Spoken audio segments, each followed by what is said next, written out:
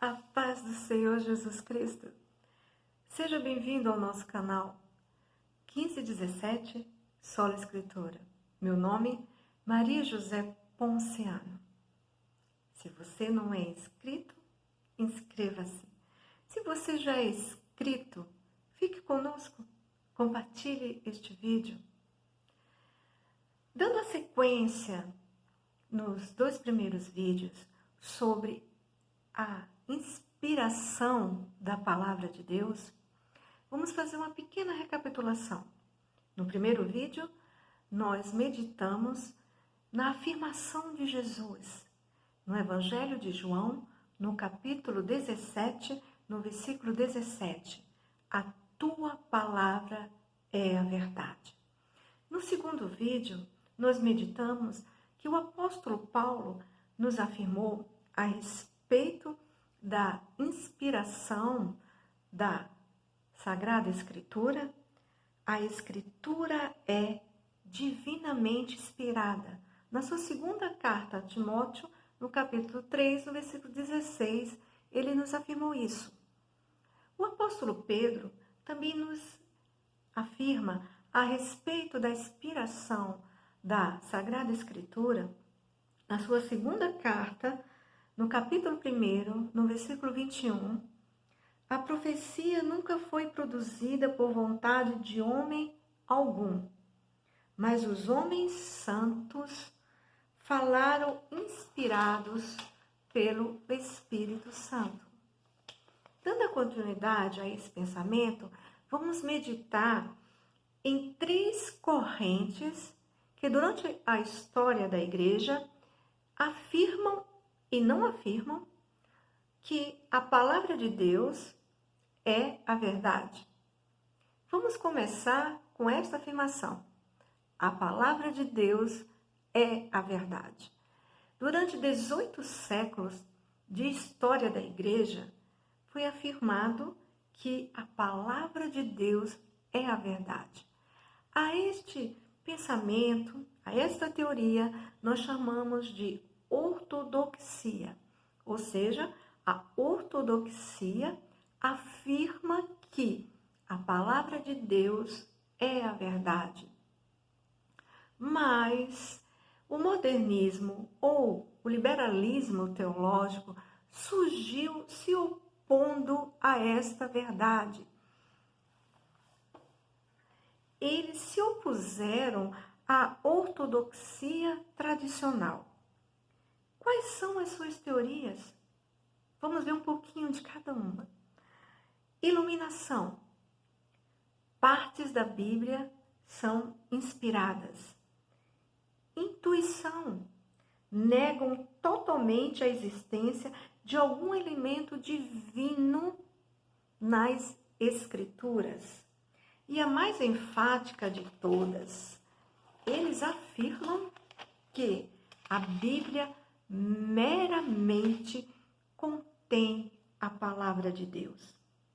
Certas partes dela são divinas, outras são obviamente humanas, segundo os teólogos liberais. Eles também afirmam que a Bíblia teria incorporado lendas, mitos e falsas crenças relacionadas à ciência. Vamos parar aqui um pouquinho. Veja bem, Deus nos fez um ser racional. Isso nos faz diferente dos outros seres vivos. Nós raciocinamos, mas nós observamos que, embora a ciência não afirme em muitas áreas que a Bíblia é a palavra de Deus, nós permanecemos com a verdade, que a Bíblia é a palavra de Deus. Permanecemos afirmando que ela é verdadeira, inerrante e plena. Embora que a história, a geologia, a arqueologia, em muitas partes, elas possam duvidar do que a Bíblia nos afirma, Por exemplo, o dilúvio, que o povo passou pelo Mar Vermelho, o Mar Vermelho se abriu e o povo passou em terra seca. São verdades que a Bíblia nos afirma e que nós cremos nela. Nós confiamos na palavra do Senhor, ainda que a ciência venha duvidar desses milagres, do poder de Deus, tanto no Velho Testamento como no Novo Testamento, os milagres de Jesus, que Jesus andou sobre o mar, que Jesus curou cegos, que Jesus ressuscitou. Nós continuamos afirmando que a Bíblia é a palavra de Deus. É importante citar que as Escrituras não podem ser comprovadas como palavra de Deus apelando a alguma autoridade superior, a qualquer ciência que achamos como autoridade superior. Então, a própria Bíblia, ela deixaria de ser a nossa autoridade maior e absoluta e ficaria subordinada em matéria de autoridade àquilo a que apelássemos a fim de provar que ela é a palavra de Deus. Então, a Bíblia, ela não é subordinada a nenhuma ciência, a nenhuma filosofia, a nenhum pensamento humano. Ela é a palavra de Deus. No início do século XX, houve uma reviravolta nos acontecimentos mundiais. Lembra? A primeira e a segunda? Levando estudiosos a voltarem-se de novo para as Escrituras. Porém, criaram um novo tipo de ortodoxia, a neo-ortodoxia. Aqui nós temos a terceira teoria sobre a inspiração. A neo-ortodoxia. Eles passaram a afirmar que a Bíblia torna-se a palavra de Deus num encontro pessoal entre Deus e o homem. Karl Barth, um teólogo famoso do início do século XX, enfatizava que a Bíblia se torna a palavra de Deus por causa da reação dos seus leitores, e não porque, de fato, tudo que foi escrito tem o selo da inspiração divina. Não existe uma ortodoxia parcial. A própria palavra ortodoxo significa aquele que segue fielmente um princípio, uma doutrina.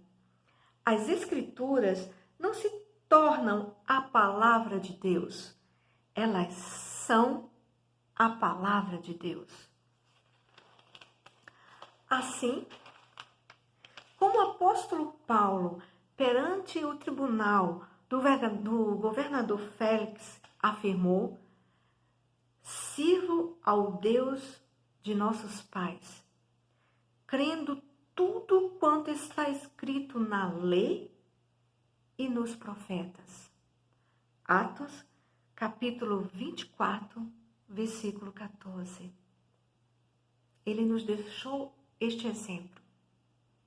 Diante dos seus inimigos, perante o tribunal do governador Félix, ele afirmou: crendo tudo quanto está escrito na lei e nos profetas. Ele cria em toda a Escritura. Hoje, nós devemos crer e confessar que a Bíblia é a palavra de Deus. Não podemos relativizar a palavra de Deus. Embora épocas mudem, os costumes sociais, as opiniões humanas e os pontos de vistas filosóficos variem, tudo isso não tem efeito sobre a constância ou a autoridade da palavra de Deus.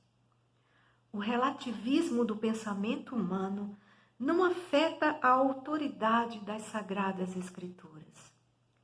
Devemos depositar toda a nossa confiança na palavra de Deus e no Deus da palavra.